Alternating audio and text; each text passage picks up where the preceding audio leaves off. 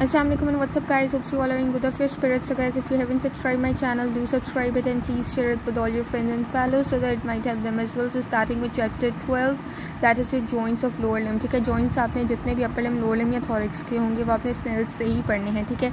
लेकिन क्योंकि मैंने वीडियो खोली हुई है तो मैं आपको इंपॉर्टेंट चीज़ें जो जॉइंट्स में से पूछी जाती हैं, आपके पास पेपर्स में फ्रिक्वेंटली आई हुई हैं, ठीक है, वो मैं आपको यहाँ से बताती जाऊँगी। लेकिन क्योंकि आप स्नेल से पढ़ेंगे तो वहाँ से अच्छे से प्रिपेयर कर लीजिएगा। इन दिस वीडियो मैं आपके साथ सिर्फ क्लिनिकल्स जो हैं जो आपकी वीडियो में लिखे हुए हैं, ठीक है, वो आपके साथ डिस्कस करूँगी, ठीक है। So let's start. आपकी जो हिप जॉइंट है, हिप जॉइंट में सबसे पहले तो आपके हिप जॉइंट के जो लिगामेंट्स होते हैं आपको उनके बारे में पता होना चाहिए, ठीक है। बहुत इंपॉर्टेंट क्वेश्चन है, पास पेपर में आया हुआ है। इसके बाद इसकी ब्लड सप्लाई, नर्व सप्लाई भी पास पेपर्स में पूछी हुई है, ठीक है। अब हम ना इसके क्लिनिकल्स देख लेते हैं, ठीक है। तो हमारे पास जो पहला क्लिनिकल है that is regarding congenital dislocation. आपकी जो हिप जॉइंट है उसमें जो कंजेनिटल डिसलोकेशन होती है वो किस वजह से होती है? वो इस वजह से होती है कि अगर आपकी जो फीमर है, ठीक है, जो आपके बेसिकली हिप बोन के साथ जॉइंट बना रही है, हिप जॉइंट उसकी एस्टैब्लम के साथ वो आर्टिकुलेट करती है, ठीक है। सो यहाँ पे जब एस्टैब्लम अगर सुपीरियरली डेफिशिएंट हो जाए, ठीक है, ये है आपके पास, मैं आपको दिखाती हूँ, दिस इज़ योर एस्टैब्लम, ठीक है। अगर ये सुपीरियरली डेफिशिएंट हो जाए, ठीक है, यहाँ से डेफिशिएंट हो जाए तो क्या होगा, आपका जो फीमर होगा ना वो ऊपर की तरफ मूव कर जाएगा और इस आइलियम की ये जो ग्लूटियल सरफेस है ना इसके साथ अब आर्टिकुलेट करना शुरू हो जाएगा इन case of dislocation of your hip joint, ठीक है। सो उसकी वजह से हमारे पास जो है एक कंडीशन बन जाएगी दैट इज़ कॉल्ड लर्चिंग गेट, ठीक है। और ये लर्चिंग गेट वाली कंडीशन मोस्टली आपको ट्रेडलेनबर्ग्स टेस्ट जब पॉजिटिव होते हैं ना तो उस कंडीशन में आपको नज़र आती है, ठीक है। अब मैं आपको अगर दिखाऊं इस congenital dislocation of hip joint के एक्सरे, तो this is you can see it over here, ठीक है। ये है आपका फीमर, ठीक है। नॉर्मली इसको इधर ये एसिटेबलम है, इसके अंदर जो है वो आर्टिकुलेट करना है, लेकिन क्योंकि अब एसिटेबलम यहाँ पे सुपीरियरली डेफिशिएंट है तो ये आपके पास ये जो ऊपर आइलियम की ग्लूटियल सरफेस है ना इसके ऊपर जाके तो यहाँ पे आर्टिकुलेट करना शुरू हो जाता है, यानी it is the condition of congenital dislocation, getting it. So इस कंडीशन की वजह से हमारे पास लर्चिंग गेट होता है और लर्चिंग गेट आपको मोस्टली ट्रेडलेनबर्ग्स टेस्ट जब पॉजिटिव होता है तो उस कंडीशन में आपको नज़र आता है, ठीक है। अगला क्लिनिकल है दैट इज़ प्रेथरीज डिजीज़ या सूडोकोक्सेल्जिया, ठीक है।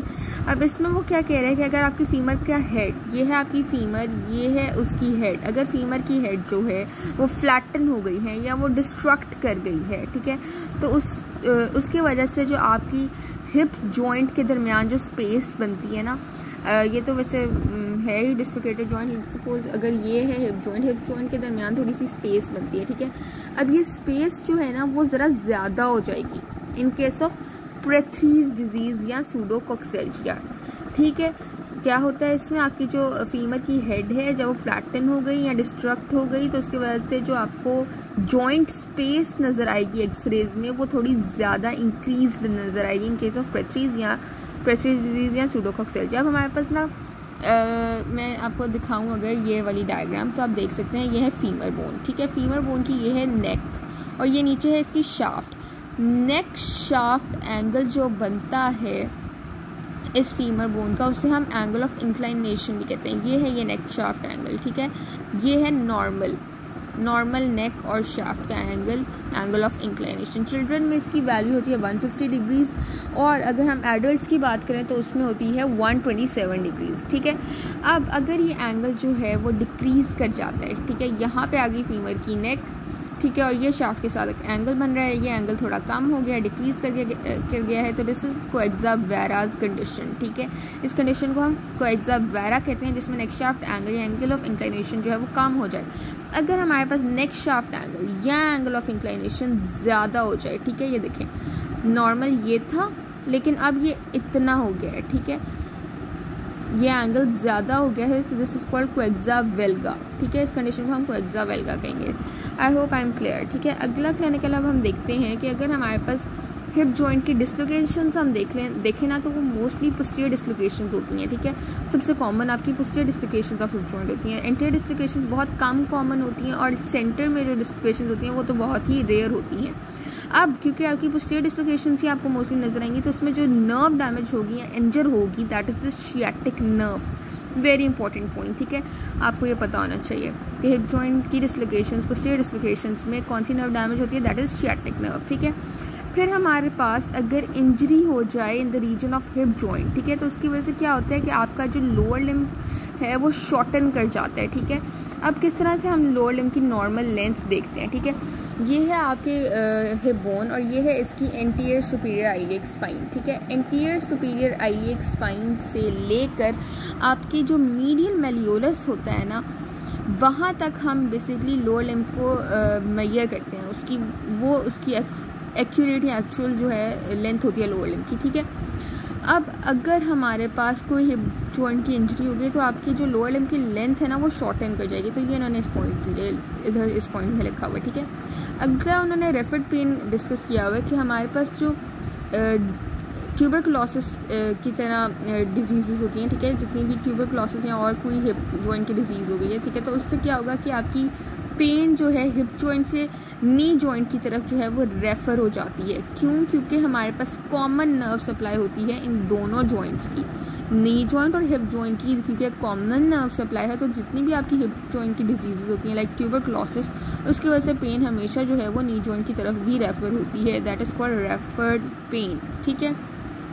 नेक्स्ट है हमारे पास एस्पायरेशन ऑफ हिप जॉइंट, ठीक है। अब किस तरह से हम एस्पायरेशन करते हैं, हम जो है वो आपकी जो एंटीरियर सुपीरियर आइलियक स्पाइन से 5 सेंटीमीटर नीचे नीडल को पास करते हैं, ठीक है, उसको फिर अपवर्ड, बैकवर्ड और मीडियली लेके जाते हैं, ठीक है।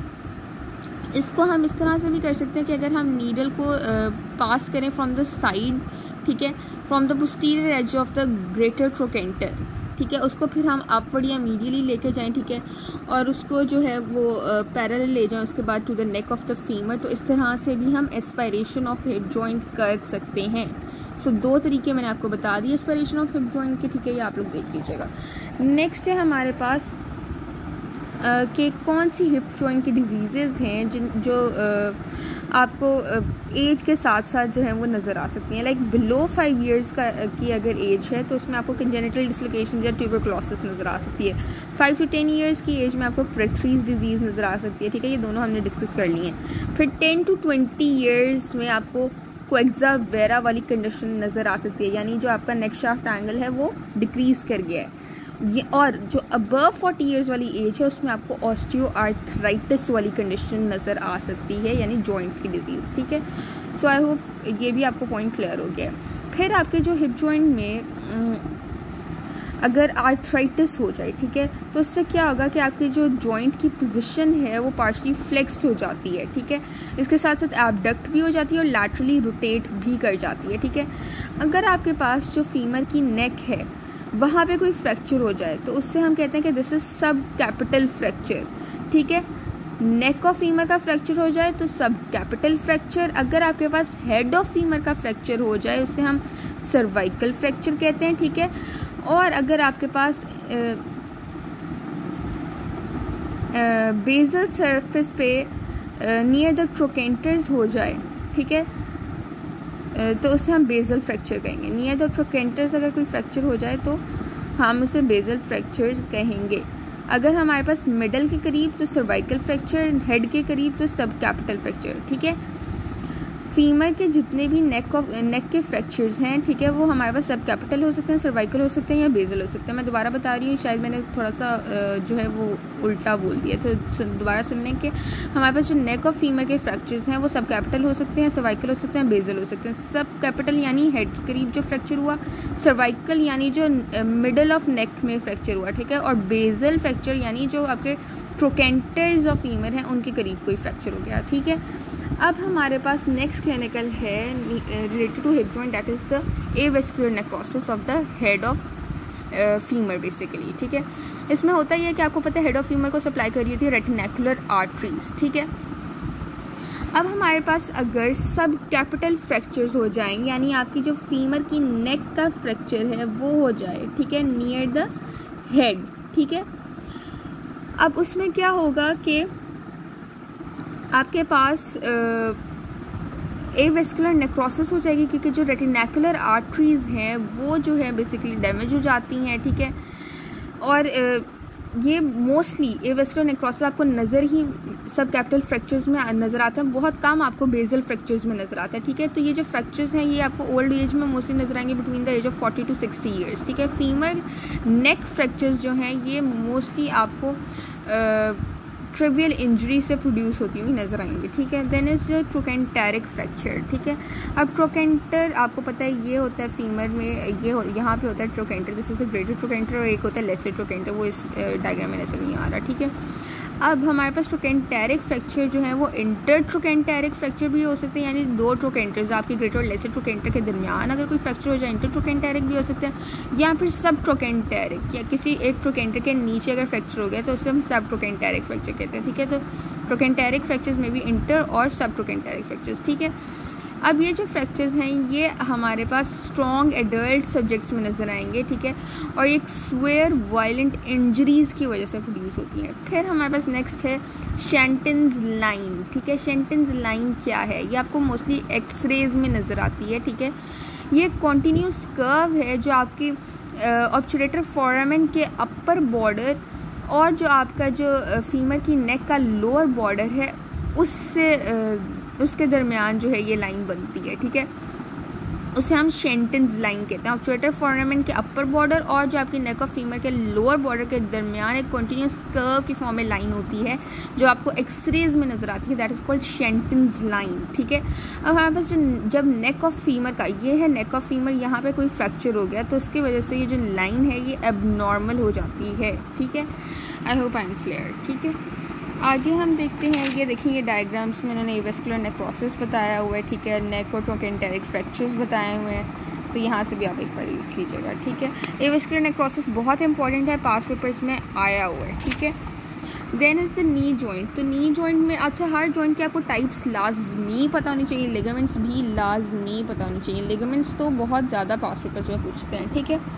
उसके बाद ना आप लोगों ने इधर से करना है, नी जॉइंट से बहुत इंपॉर्टेंट जो आता है that is the locking and unlocking of the knee joint, ठीक है। वो आपने यहाँ से ही पढ़ना है, ठीक है। ये आपने बीडी से ही पढ़ना है क्योंकि ये आपने स्नेल से नहीं पढ़ना, ठीक है। ये आपने बीडी से यहाँ से ही पढ़ना है, लॉकिंग एंड अनलॉकिंग। इसका मैं आपको थोड़ा सा एक ब्रीफ ओवरव्यू दे देती हूँ। नर्व सप्लाई और ब्लड सप्लाई आपने हर जॉइंट की लाजमी करनी होती है, ठीक है, क्योंकि वो मोस्ट ऑफन ही पूछते हैं। अच्छा, लॉकिंग एंड अनलॉकिंग में ये होता है कि अगर पहले मैं आपको अनलॉकिंग बताती हूँ, ठीक है। अनलॉकिंग के लिए एक तो आपको सबसे पहले मसल्स पता होने चाहिए दोनों में। लॉकिंग का मसल होता है हमेशा वास्टिस मीडियलिस और अनलॉकिंग का मसल होता है आपके पास पॉप्लिटियस, ठीक है। लॉकिंग का है वास्टिस मीडियलिस, अनलॉकिंग का है पॉप्लिटियस, ठीक है। अब ये आपके पास एमसीक्यूज में बहुत ज़्यादा पूछते हैं, ठीक है। अब लॉकिंग का क्या केस होता है कि आपके लॉकिंग के केस में हमारे पास जो फुट मैं आपको एक केस बताती हूँ अनलॉकिंग का, ठीक है। अनलॉकिंग का मैं आपको केस बताने लगी हूँ जिसमें मैंने आपको बताया कि पॉप्लिटियस मसल जो है वो इन्वॉल्व होता है, ठीक है। और अनलॉकिंग के बिल्कुल ऑपोजिट होता है लॉकिंग वाला केस। अब अनलॉकिंग को मैं आपके साथ डिस्कस करती हूँ कि आपका जब फुट ग्राउंड पे होगा, ठीक है, तो उस कंडीशन में क्या होगा कि आपकी जो फीमर है वो रोटेट करेगी लैटरली, टीबिया जो है वो स्टैटिक होगी और आपके पास पॉप्लिटियस मसल ऑब्वियसली आपके पास अनलॉकिंग में इन्वॉल्व होता है। ये तब होगा जब आपकी जो फुट है that is on the ground, ठीक है, फीमर रोटेट करेगी लैटरली, टीबिया जो है वो स्टैटिक होगी और पॉप्लिटियस मसल आपको पता है अनलॉकिंग में होता है, ठीक है। जब आपका फुट ग्राउंड से उठ गया है यानी foot is of the ground, ठीक है, आप फुट ग्राउंड पे नहीं है, उस केस में क्या होगा कि आपका अभी भी अनलॉकिंग वाली ही कंडीशन है यानी पॉप्लिटियस मसल ही इन्वॉल्व है। इस केस में आप फीमर जो है ना वो स्टैटिक हो जाएगा। पहले हमने देखा था फीमर रोटेट करा था लैटरली, लेकिन अब फीमर स्टैटिक हो गया। यहाँ पे हमने देखा था जब फुट था on the ground tibia static था, लेकिन अब टीबिया जो है वो मूव करेगा मीडियली यानी मीडियली रोटेट करेगा, ठीक है। यहाँ पे पहले फीमर ने लैटरली रोटेट किया था, अब जब फुट ऑफ द ग्राउंड है तो टीबिया ने मीडियली रोटेट किया, ठीक है। So this is about unlocking. और अनलॉकिंग में आपने देखा दोनों जगहों पे हमने पॉप्लिटियस इसलिए देखा है क्योंकि popliteus is the muscle of unlocking. मैंने आपके साथ अनलॉकिंग का फिनोमेना डिस्कस किया, जो लॉकिंग है वो बिल्कुल इसके ऑपोजिट है, ठीक है। सो वो आप लोग पढ़ेंगे इस थ्योरी को तो आपको समझ आ जाएगी, ठीक है। अब हम करते हैं next clinical. That is osteoarthritis. Osteoarthritis में क्या होता है कि आपकी कार्टिलेज की डीजनरेशन हो जाती है जो आपकी आर्टिकुलर सर्फेसिस पे होती है, ठीक है। अब इसमें हमारे पास जो ऑस्टियोफाइट्स है ना आर्टिकुलर एंड्स पे, वो बेसिकली ग्रो कर जाते हैं, ठीक है। जब ऑस्टियोफाइट्स ग्रो कर जाएंगे तो वो आपकी जो मूवमेंट्स हैं जॉइंट्स उनको लिमिट कर देंगे और पेनफुल बना देंगे, ठीक है। ऑस्टियोआर्थराइटिस जो है ये आपके पास अर्ली एज में भी हो सकता है, ठीक है, due to the underlying congenital deformities, ठीक है, या फिर कोई फ्रैक्चर हो गया है अराउंड द नी जॉइंट, ठीक है, तो उसकी वजह से आपके पास अर्ली एज में भी ऑस्टियोआर्थराइटिस हो सकता है। Then is the knee joint weak क्यों होता है हमारे पास, ठीक है। Knee joint is a weak joint, why आपको पता होना चाहिए, क्योंकि जो आपकी आर्टिकुलर सर्फेसेस है ना नी जॉइंट पे, वो कॉन्ग्रुएंट नहीं होती। आपको पता है नी जॉइंट आपने जब पढ़ना है तो आपको पता होना चाहिए कि नी जॉइंट में इन्वॉल्व होता है पटेला, टीबिया और फीमर। आपकी fibula bone is not involve in the formation of knee joint, ठीक है। अब हमारे पास जो फीमर और जो आपकी टीबिया है उनके जो कॉन्डाइल्स हैं, ठीक है, वो आपस में कॉन्ग्रुएंट नहीं होते, ठीक है। उनकी आर्टिकुलर सर्फेसेस एक जैसी नहीं होती, यानी जो टीबिया के कॉन्डाइल्स हैं वो बहुत छोटे होते हैं, बहुत शैलो होते हैं, और वो जो टीबिया के बड़े बड़े और जो फीमर के बड़े बड़े कॉन्डाइल्स होते हैं जो कॉन्वेक्स होते हैं, उनको वो जो है एक प्रॉपर प्लेस में नहीं रख पाते। दैट्स वाई जो आपका नी जॉइंट है वो बहुत वीक जॉइंट होता है, ठीक है। क्यों वीक होता है? क्योंकि आर्टिकुलर सर्फेसेस जो टीबिया और फीमर बोन की हैं वो कॉन्ग्रुएंट नहीं होती, यानी जो टीबिया बोन की कॉन्डाइल्स हैं वो बहुत छोटी होती हैं, शैलो होती हैं, लेकिन जो आपकी फीमर की कॉन्डाइल्स हैं वो बहुत लार्ज और कॉन्वेक्स होती हैं, ठीक है। तो आपस में ये इस वजह से सही से आर्टिकुलेशन नहीं कर पाती, इसलिए हम कहते हैं this is a weak joint, ठीक है। फिर हमारे पास जो आपको पता है कि दो बोन्स हमें देख लीजिए, जो टीबिया और फीमर के कॉन्डाइल्स जो हैं वो बहुत वीक होते हैं, यानी वीक इन द सेंस के बहुत जो है वो इनकॉन्ग्रेंट हैं, आपस में सिमिलर नहीं है, ठीक है, जिसकी वजह से डिस्लोकेशन बहुत ईजिली हो सकती हैं एट द नी जॉइंट, ठीक है। इसके अलावा आपको पता है नी जॉइंट में फीमर और पटेला भी होता है। फीमर और पटेला के दरमियान जो आर्टिकुलेशन है ना ये भी बहुत इनसिक्योर होती है, ठीक है, क्योंकि इधर भी आर्टिकुलर सर्फेसेस बहुत शैलो होती हैं, जिसकी वजह से अब हमारे पास आउटवर्ड एंगुलेशन हो सकती है between the long axis of your thigh and your, ये है आपकी थाई और ये है आपकी लेग। थाई और लेग के दरमियान एक आउटवर्ड एंगुलेशन बन सकती है इन केस ऑफ फेमरोपटेलर आर्टिकुलेशन, जो कि बहुत इनसिक्योर है अगर आउटवर्ड एंगुलेशन हो जाए, ठीक है। तो आपके जो लॉन्ग एक्सिस ऑफ थाई और जो आपकी फीमर है इनके दरमियान आउटवर्ड एंगुलेशन हो सकती है, ठीक है, गेटिंग इट। सो ये ना लिखा हुआ। फिर हमारे पास उन्होंने कुछ स्टेबिलिटी फैक्टर्स बताया हुआ जॉइंट के, और इससे देयर वुड बी लिगामेंट्स, ठीक है, जितने भी लिगामेंट्स हैं वो सारे स्टेबिलिटी फैक्टर्स ही होंगे आपके नी जॉइंट के। तो इसमें आपके पास सबसे पहले क्रूशिएट लिगामेंट है, ठीक है।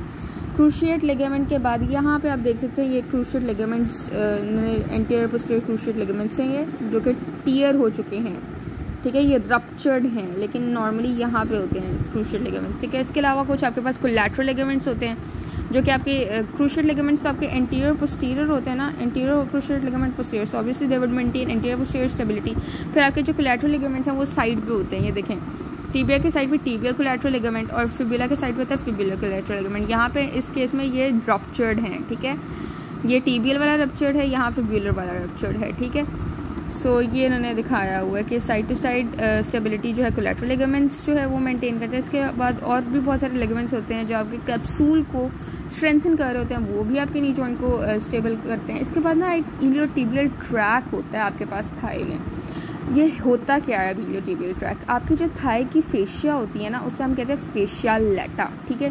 फेशिया लैटा जब लैटरली थिकन हो जाती है तो वो बनाती है एक ट्रैक जिसे आप इलियोटिबियल ट्रैक कहते हैं। बेसिकली ये इलियोटिबियल ट्रैक ना ये एक इम्पॉर्टेंट रोल प्ले करता है आपके नी जॉइंट को स्टेबलाइज करने में, ठीक है। सो ये 4 फैक्टर्स हैं जो आपके नी जॉइंट को स्टेबलाइज करते हैं। Despite the knee joint is a weak joint, ठीक है, उसकी ये रीजंस है, लेकिन उसकी कुछ स्टेबिलिटी फैक्टर्स भी हैं जो आपको पता होने चाहिए, ठीक है। देन आपके पास डिफॉर्मिटीज़ क्या हैं आपकी नी जॉइंट की, लाइक ये आप देखें यहाँ पे ये वाली कंडीशन है, this is genu valgum and this is genu varum. Genu valgum में आपकी जो नीज़ हैं दे आर नॉकिंग नीज़, ठीक है। आपकी लेग जो है अगर आप देखें इट इज़ एबनॉर्मली एबडक्टेड बाहर की तरफ, ठीक है। और यहाँ पे जीनू वेरम वाली कंडीशन में इट इज़ बोनी और लेग जो है आपकी एबनॉर्मली एडक्टेड अंदर की तरफ है, यहाँ पे बाहर की तरफ एबडक्टेड है जीनू वेलगम और यहाँ पे अंदर की तरफ है वेरम में यानी एडक्टेड है, ठीक है। और इससे आप बोनी कहते हैं जीनू वेरम को, यहाँ पे जीनू वेलगम को आप नॉकिंग नी कहते हैं, ठीक है। फिर आपके पास डिजीज़ हैं आपकी नी जॉइंट की, तो इसमें आपके पास जो नी जॉइंट है may be affected in various disease like osteoarthritis और वेरियस इन्फेक्शंस हो सकते हैं, ठीक है। इन्फेक्शंस के केस में क्या होता है कि आपके पास बेसिकली जो नी जॉइंट है वहाँ पे फ्लूइड की एक्यूमुलेशन हो जाती है इनटू द जॉइंट कैविटी, ठीक है। जॉइंट कैविटी में जब फ्लूइड एक्यूमुलेट हो जाएगा तो उसकी वजह से स्वेलिंग हो जाएगी अबव द पटेला और पटेला के साइड्स पे, ठीक है। अब पटेला जो है वो ऐसे लगेगा कि जैसे वो फ्लूइड में ना वो फ्लोट कर रहा है, ठीक है। तो हम अब इसको ट्रीट कैसे करेंगे कि हम एस्पायरेशन करेंगे उस फ्लूइड की। किस तरह से एस्पायरेशन करेंगे कि हम नीडल पास करेंगे into the joint on either sides of the patella, ठीक है। अब जो बरसा होगा ना जॉइंट्स के इर्द गिर्द वो इस फ्लूइड से भर जाएगा, जिसकी वजह से यहाँ पे हमें मोस्टली स्वेलिंग्स नज़र आती हैं in case of infections of knee joints, ठीक है। Next is injury to the knee, ठीक है। इंजरीज किस तरह से होती है आपकी, बेसिकली आपको पता है नी जॉइंट में मेनिस्काइज भी होते हैं, ठीक है, जो आपकी टीबिया और फीमर के दरमियान पड़े होते हैं, ठीक है, बेसिकली टीबिया के ऊपर होते हैं। तो ये जो मेनिस्काइज होते हैं ये आपकी बेसिकली स्लाइटली फ्लेक्स्ड नीज में अगर स्ट्रेन्स आ जाएं, ठीक है, during any kicking movement of a football, ठीक है, फुटबॉल को किक करते हुए आपकी स्लाइटली फ्लेक्स्ड नी में कोई स्ट्रेन आ गया, ठीक है, तो क्या होता है आपका जो मेनिस्कस होता है ना वो आपके कैप्सूल से सेपरेट हो जाता है, ठीक है, और वो बेसिकली लॉन्गिट्यूडनल डायरेक्शन में टीयर कर जाता है। सो ऐसे टीयरिंग ऑफ मेनिस्काई को हम कहते हैं this is the bucket handle tear of the menisci. या फिर अगर वो ट्रांसवर्सली टीयर कर जाए लॉन्गिट्यूडनली या ट्रांसवर्सली भी टीयर कर सकता है, लॉन्गिट्यूडनल टीयर को आप बकेट हैंडल टीयर कहते हैं, ठीक है। So this was the injury of the menisci. Next is क्या उन्होंने ये लिखा हुआ है कि आपका जो मीडियल मेनिस्कस होता है ना mostly it is more vulnerable to injury as compare to the lateral one. क्यों? क्योंकि जो मीडियल वाला है वो ज़्यादा फिक्स्ड होता है to the tibial collateral ligament. ये है आपका टीबियल कोलैटरल लिगामेंट, यहाँ पे होता है मीडियल मेनिस्काई। जो मीडियल मेनिस्काई होता है ना वो ज़्यादा फिक्स्ड होता है इस टीबियल कोलैटरल लिगामेंट के साथ, ठीक है। इसी वजह से अगर कोई रोटेटरी मूवमेंट हो रही हो ना तो उसमें एक्सकर्जन आ सकती है, यानी कोई डेविएशन हो सकती है इन दीज मेनिस्काइज, ठीक है, और जिसकी वजह से आपकी इंजरी हो सकती है मेनिस्काइज की, मोस्टली मीडियल मेनिस्काइज की, ठीक है। लेटरल मेनिस्काई जो है they are protected by the popliteus. यहाँ होता है आपके लैटरल मेनिस्काइज, ठीक है, ये लैटरल मेनिस्काइज इधर होते हैं, ठीक है, और इनको प्रोटेक्ट करती है मसल पॉप्लीटियस, इसलिए they are less prone to injury, ठीक है, and they are not crushed between the articular surfaces। क्योंकि जो पॉप्लीटियस मसल होता है ना वो बेसिकली आपके लैटरल मेनिस्काई को पीछे की तरफ पुल कर लेता है, जिसकी वजह से अगर कोई इंजरी हो तो आपकी वो आर्टिकुलर सर्फेसिस के दरमियान क्रश नहीं हो पाता, ठीक है, वो जो लैटरल मेनिस्काई है, ठीक है। देन इज अगर आपकी क्रूशिएट लिगामेंट्स की इंजरी हो जाए तो उससे क्या होगा। एंटीरियर क्रूशिएट लिगामेंट आपको पता होना चाहिए कि it is more prone to damage as compare to posterior cruciate ligament, ठीक है। अब यहाँ पे आप देख सकते हैं ये है बेसिकली आपका interior cruciate ligament this one, और ये ज़्यादा प्रोन है। ये देखें यहाँ पे आपके पास रप्चर हुआ हुआ इंटीरियर क्रूशिएट लिगामेंट और इसकी इंजरी मोर देखी गई है as compare to posterior cruciate ligament injury, ठीक है। अब आपको पता होना चाहिए कि जब भी इंटीरियर क्रूशिएट लिगामेंट इंजर होगा तो उसके बाद उसमें आपकी जो नी जॉइंट है वहाँ पे आपको हाइपर एक्सटेंशन नज़र आएगी, ठीक है। इसके अलावा टीबिया की एंटीरियर डिस्लोकेशन नज़र आएगी। ये जो टीबिया है ना ये इंटीरियरली डिस्लोकेट करता हुआ नजर आएगा, ये देखिए आगे की तरफ डिस्लोकेट कर रहा है। और पोस्टीरियर जब क्रूशिएट लिगामेंट जो है वो इंजर होगा तो उसमें आपको टीबिया भी पोस्टीरियर पीछे की तरफ जो है वो डिस्प्लेस होती हुई नज़र आ रही है। देखें पोस्टीरियरली टीबिया जो है वो डिस्लोकेट हो रही है, यहाँ पे टीबिया इंटीरियरली डिस्लोकेट हो रही है। बहुत इंपॉर्टेंट पॉइंट है, आपको पता होना चाहिए। ये MCQs में आता है, प्रॉफ में आया था, हमारे प्रॉफ में आया था MCQs में, ठीक है। सो आपको पता होना चाहिए कि इंटीरियर क्रूशिएट लिगामेंट की अगर रप्चर हुआ है तो tibia is always pushed anteriorly, posterior cruciate ligament के रप्चर में इट इज पुश्ड पोस्टीरियरली, ठीक है। अगर कोलैटरल लिगामेंट्स की इंजरी हो जाए तो उसकी वजह से एबडक्शन और एडक्शन स्ट्रेन्स ऑब्वियसली होंगे। ये हैं आपके medial collateral ligament and your fibular या लैटरल कोलैटरल लिगामेंट, ठीक है। तो इनकी इंजरीज़ की वजह से आपके पास ऑब्वियसली एबडक्शन या एडक्शन स्ट्रेन्स नज़र आएंगे, ठीक है। Then is malalignment of patella, यानी आपको पता है कि आपकी जो फीमर की सेंटर है, ठीक है, वहाँ पे आपको पटेला नज़र आती है मोस्टली, ठीक है। अब पटेला की अगर मैल अलाइनमेंट या पटेला की अगर डिस्लोकेशन होगी तो मोस्टली कंजेनिटल होगी, ठीक है, या फिर कोई जो उसके सराउंडिंग में स्ट्रक्चर्स होंगे वो कुछ टाइटनेस इंड्यूस करेंगे पटेला के ऊपर, ठीक है, जिसकी वजह से पेनफुल कंडीशंस हो सकती हैं पेटेलोफेमरल जॉइंट, ठीक है। आगे उन्होंने लिखा हुआ है एक और clinical, that is the semi membranes bursitis, ठीक है, semi membranosus bursitis. Semi membranosus bursitis बहुत कॉमन है। इसमें बेसिकली क्या होता है, आपकी जो नी जॉइंट के पीछे पॉप्लिटियल फोसा है ना, वहाँ पे पोस्टीरियर मीडियल एस्पेक्ट में एक स्वेलिंग हो जाती है, जिससे हम कहते हैं कि जो आपका सेमी मेम्ब्रेनस बर्सा है वो इन्फ्लेम हो चुका है, और जो कंडीशन उसकी वजह से होती है that is semi membranosus bursitis, ठीक है। Next condition is the Baker's cyst.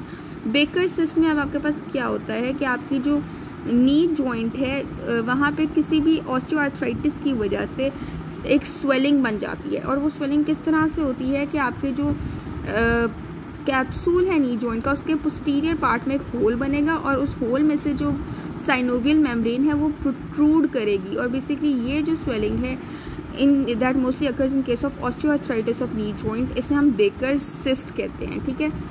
Hip joint और नी जॉइंट जो है may need to be replaced if beyond repair, ठीक है, ये आप देख लें। इसके बाद हमने लिखा है कि नी जॉइंट की जो डिजीज़ हैं वहाँ पे वास्टस मीडियलिस जो है वो सबसे पहले एट्रोफी करता हुआ नज़र आएगा आपको, ठीक है, और सबसे लास्ट में वास्टस मीडियलिस मसल जो है वो रिकवर करता है। बहुत इंपॉर्टेंट है, ये आपको पता होना चाहिए, ठीक है। आगे हम चलते हैं, नी जॉइंट का हमने देख लिया। नेक्स्ट अब आपको पता होना चाहिए, ये लिगामेंट्स तो आपने लाजमी करने होते हैं ना हर जॉइंट के, ठीक है। अब हम एंकल जॉइंट के जो हैं वो क्लिनिकल्स देख लेते हैं। तो एंकल जॉइंट के क्लिनिकल्स में आपको सबसे पहले स्प्रेन ऑफ एंकल का पता होना चाहिए कि ये मोस्टली आपके पास सब टेलर जॉइंट्स पे जो है वो एंकल की स्प्रेन्स होती हैं due to the abduction movement. Abduction movement की वजह से ये है आपके पास टेलिस बोन, ठीक है, दिस इज टेलिस बोन, और ये है कैल्केनिया बोन। ये जो टेलो कैल्केनियल जॉइंट होते हैं ना, इसे आप सब टेलर जॉइंट भी कहते हैं। इस सब टेलर जॉइंट पे बेसिकली आपके पास एंकल की स्प्रेन्स होती हैं, और ये मोस्टली एबडक्शन स्प्रेन्स होती हैं, जिसमें क्या होता है कि कुछ फाइबर्स जो है ना डेल्टोइड लिगामेंट पे, ये इस टेलिस और कैल्केनियम, टेलो कैल्केनियल जॉइंट या सब टेलर जॉइंट के पास ही ना यहाँ पे एक लिगामेंट होता है जिसे आप डेल्टोइड लिगामेंट कहते हैं, ठीक है। अगर वो लिगामेंट जो है वो उसके कुछ फाइबर्स टीयर कर जाएं तो उसकी वजह से स्प्रेन्स ऑफ एंकल हो सकते हैं। ट्रू स्प्रेन्स जो है एंकल जॉइंट के वो किस वजह से होंगे, they would be due to forced plantar flexion, ठीक है। प्लेंटर फ्लेक्शन अगर फोर्स्ड होगी उसकी वजह से ट्रू स्प्रेन्स होंगे, जिसकी वजह से आपके पास जो आपका एंकल जॉइंट के कैप्सूल के एंटीरियर फाइबर्स हैं वो टीयर कर जाएंगे और जॉइंट अनस्टेबल हो जाएगा during planter flexion in case of true sprains, ठीक है। अब हमारे पास डिसलोकेशन ऑफ एंकल जो है वो बहुत रेयर होती है। डिसलोकेशन जो है ना एंकल जॉइंट की, ये तो स्प्रेन्स हम देख रहे थे, अब हम डिसलोकेशन देख रहे हैं एंकल जॉइंट की कि ये बहुत रेयर होती है। इसमें जॉइंट जो है वो बहुत ज़्यादा स्टेबल होता है। क्यों ये रेयर होती है डिसलोकेशन, क्योंकि जॉइंट बहुत ज़्यादा स्टेबल है आपका एंकल वाला, क्योंकि यहाँ पे आपको डीप टिबियोफिबुलर सॉकेट नज़र आता है। डीप टिबियोफिबुलर सॉकेट होने की वजह से आपके ankle joint is very very stable, ठीक है। जब भी कोई डिसलोकेशन होती है that is mostly accompanied with the fracture of one of the malleoli, ठीक है। आपकी जब भी मेल्युलाई की फ्रैक्चर होगी साथ में, तभी आपके पास मोस्टली डिसलोकेशंस भी आपको नजर आएंगे, ठीक है।